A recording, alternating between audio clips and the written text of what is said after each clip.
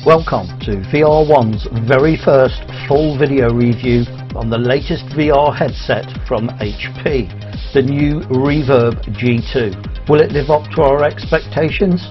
Let's find out.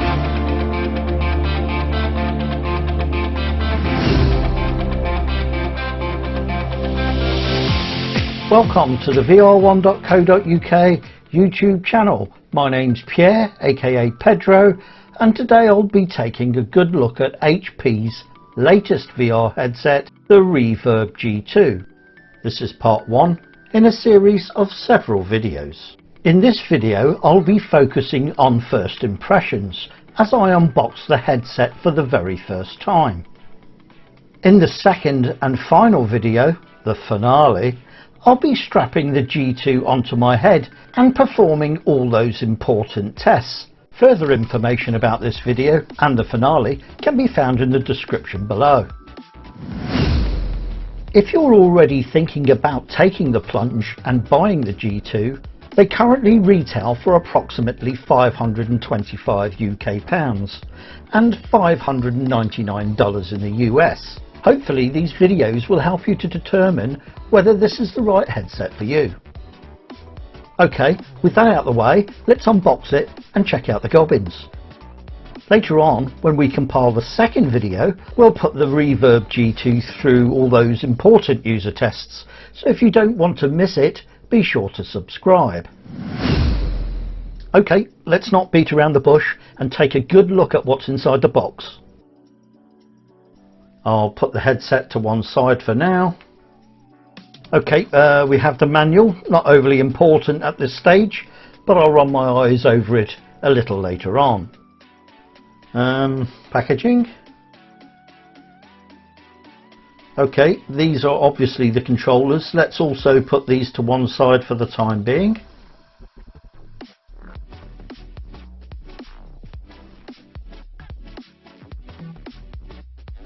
Interesting. Let's take a look. All the necessary cables and adapters by the looks of it. Hopefully there's nothing missing. Basic setup instructions. Nothing too taxing by the looks of it.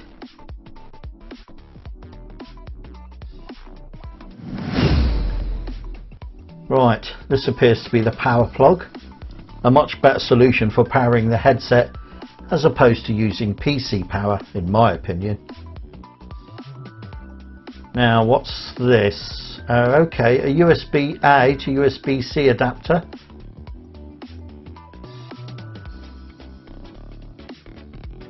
Okay, so far so good. Now, this appears to be the DisplayPort to mini DisplayPort adapter. I guess it's ideal if you happen to own a powerful gaming laptop.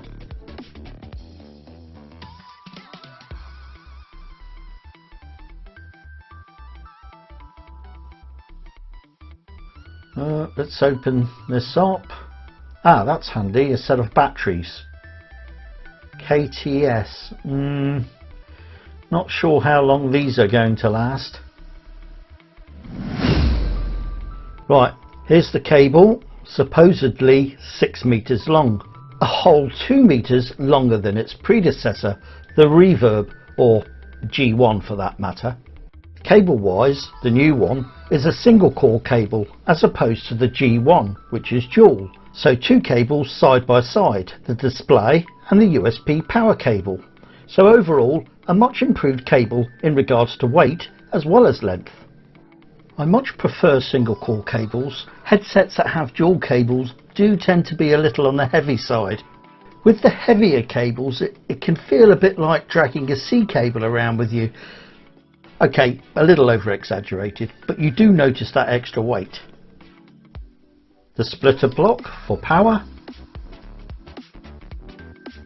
So as you can see, it's a combined 2-in-1 cable that has a single DisplayPort 1.3 connection and a USB 3 type C connector,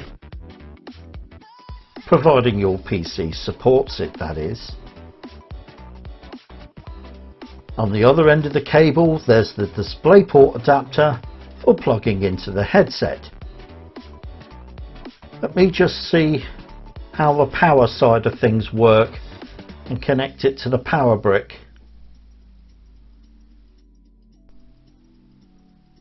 Perfect.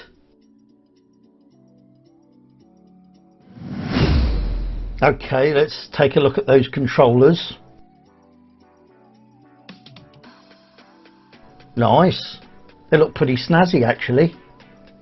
I have an Oculus controller here for a side-by-side comparison.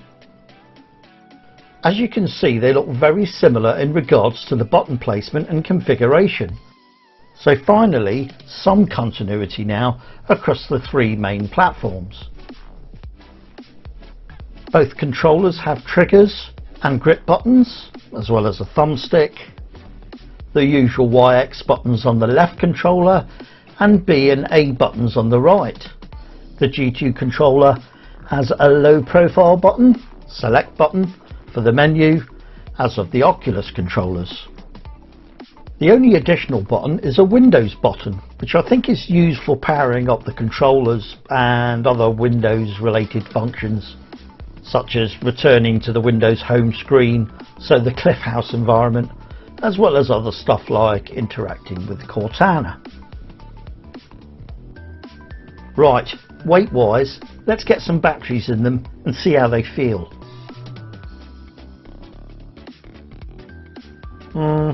Looks cheaply built in my opinion. The batteries clip in okay. If you're after a decent battery, I recommend you use Eneloop batteries. They are expensive but last for ages. Link below. Okay, well, they cop the hand quite nicely. They feel pretty comfy and well balanced. Not quite as petite or as light as the Oculus controller. Then again, they are bigger and do house an extra battery, so I don't anticipate the batteries lasting long. Having said that, I'm more interested in how they perform more than anything else. I'm really hoping they don't end up being a leg breaker. Actually, that would make me quite angry. Okay, that's enough on the controllers for now. Let's take a look at the headset. Come on you, out you come. Wow, nice and light. Balance is good. Looks and feels as expected. I mean, it is plastic after all. The build quality appears to be fairly good. Certainly feels sturdy and robust. Now, in regards to the primary head strap, HP say their headset was designed with comfort in mind, so I'll be putting that to the test later on. The padding, which I guess is made from some form of antimicrobial fabric, feels pretty nice. It's smooth to the touch and soft, rightly so, given that the Reverb apparently uses the same head strap similar to that of the Valve Index. Well, minus the intuitive eye relief adjustment knob, normally located here, and the strap tightener on the rear. There's a typical center strap for overhead support, easily adjusted using the Velcro fastener. However, sadly, if you want to adjust the strap on the G2, you'll need to do this using the Velcro fasteners on the left and right side of the headset. However, as you can see, there is some give. The strap is elasticated to a certain degree, working in unison with what appears to be the slide mechanism. I guess if you're the only one using the headset, the strap adjustment isn't going to be a big issue anyway. I'm also hoping that when I get to try it out, the front part of the headset sits at the right angle and is parallel to the eyes as opposed to tilting up like this. Hopefully there's enough give on the pivot area to achieve this. As to the strap, there's also the Orpheus speaker, another adaptation taken from the Index. So the speaker drivers, along with the sound quality, should be exactly the same as Valve's very own VR headset. Movement wise, okay, that folds back nicely, and we have up and down movement for perfect ear alignment. I guess the speakers are easy enough to remove. Let's see. Yeah, that was easy enough. Let me put that back on.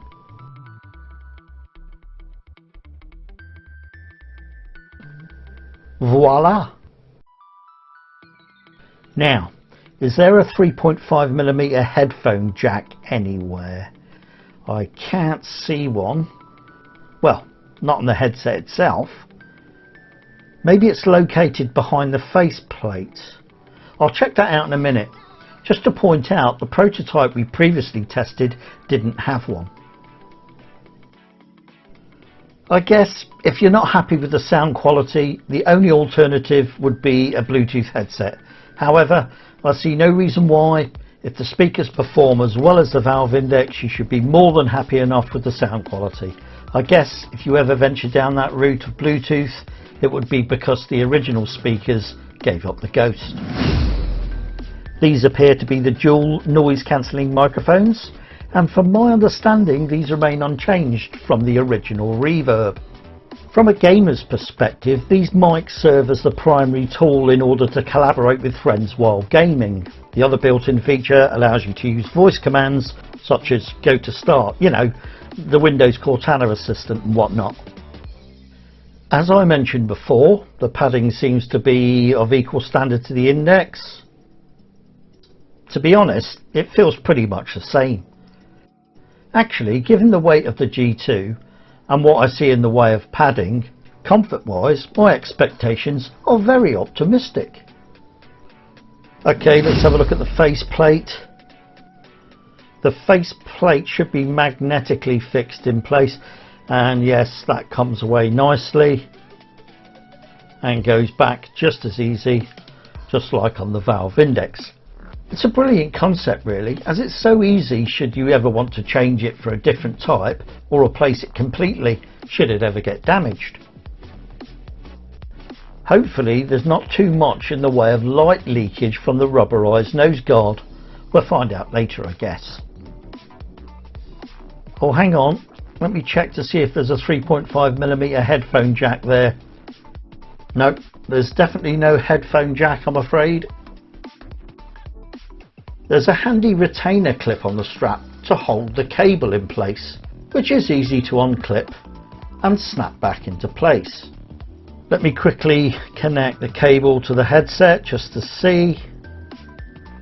Yeah, that's fine, nice tight fit. And the faceplate, lovely, lovely, lovely. Does the head strap? Yep. That's nice. As you can see, the entire head strap rotates upward 90 degrees. That should prove to be nice and easy when taken on and off. Right, now that we've covered the basic ergonomics, let's take a look and quickly cover some of the more important technical parts.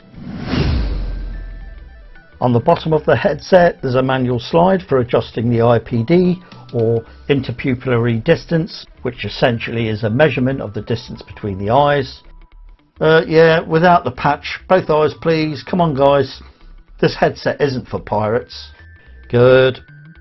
The headset can then be calibrated once on and adjusted anywhere between 60 to 68mm, which is usually more than adequate, well, with the exception of pirates, that is.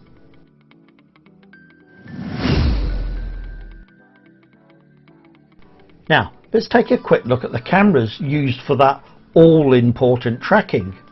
For those of you who don't know, the Reverb G2 is the very first Windows Mixed Reality headset to have 4 cameras, and just as well, you probably won't find any good reviews on headsets that have 2, certainly in regards to tracking anyway. To be honest, I'm a little skeptical on how well the tracking is going to work. I mean, the Rift S has 5 inside-out cameras, and that suffers occasionally from the odd glitch.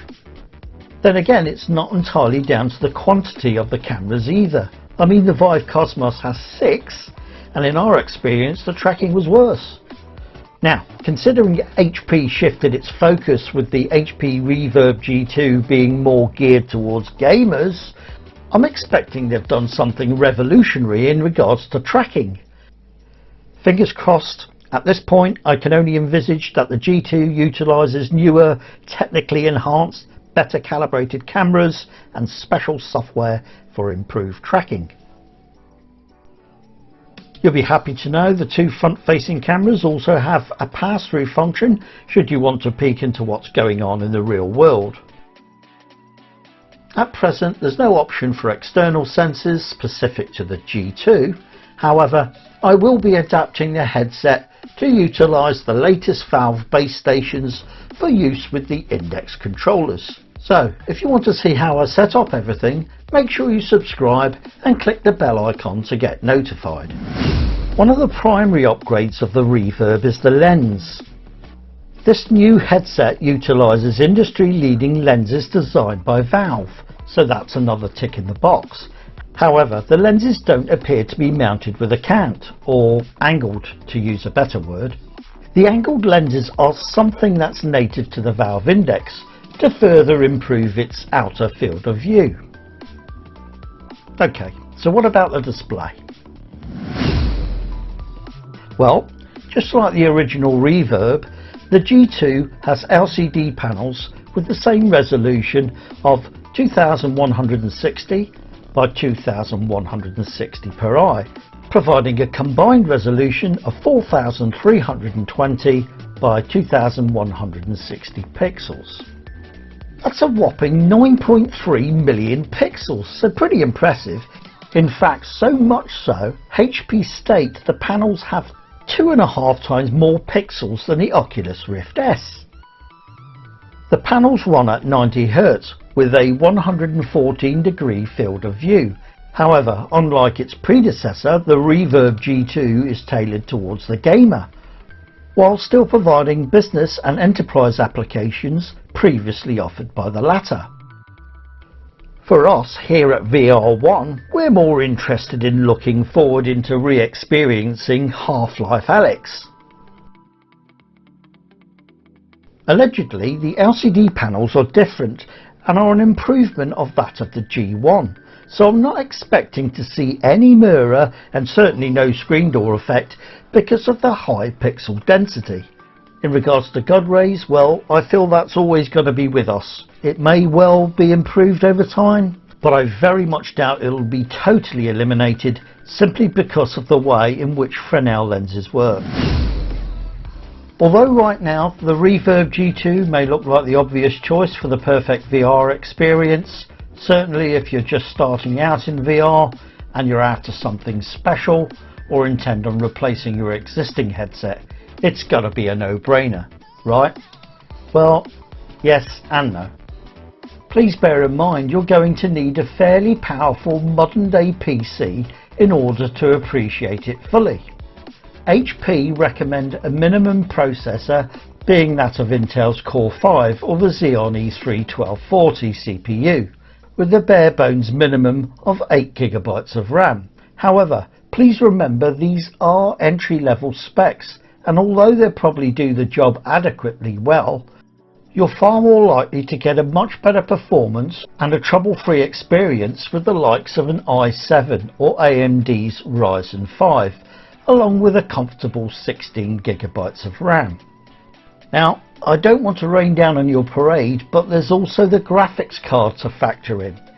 Again, HP specify a minimum GPU, the entry level being Nvidia's GTX 1080 or AMD's Radeon RX 5700. Not overly expensive graphics cards, but required if you want to experience the Reverb's resolution in its full glory. Having said that, a 2080 Ti or Nvidia's second gen GPU, the RTX 3070 or 3080, will undoubtedly provide the best results. I'll also be testing the G2 with Nvidia's flagship GPU, the RTX 3080, so please subscribe should you want to see how that went.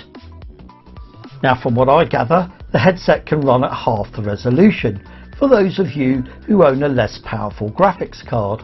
Then when you upgrade to something with a little more beef, you'll be able to experience the G2 in its full glory.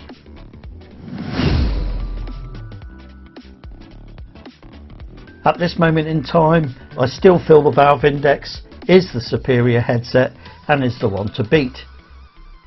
It has an excellent field of view, can run at various refresh rates, has brilliant tracking and the best damn controllers you'll ever set your hands on. And although the resolution isn't on par with the G2, the Index still delivers exceptional clarity when it comes to visuals. Given the blurb provided by HP on their official website, at this point in time our expectations are that of a truly exceptional VR experience, although at the moment I'm still a little skeptical on how well the tracking will work. However, all will be revealed in the next video. Well, that's it for the unboxing. I hope you enjoyed it and found it helpful. Please do leave a like if you liked this video and make sure you subscribe should you want to receive future content. Alternatively, you can join VR1 and interact with other VR gaming enthusiasts at vr1.co.uk/join. Link below. Please feel free to leave a comment, as we'd love to see what you have to say, and thanks for watching.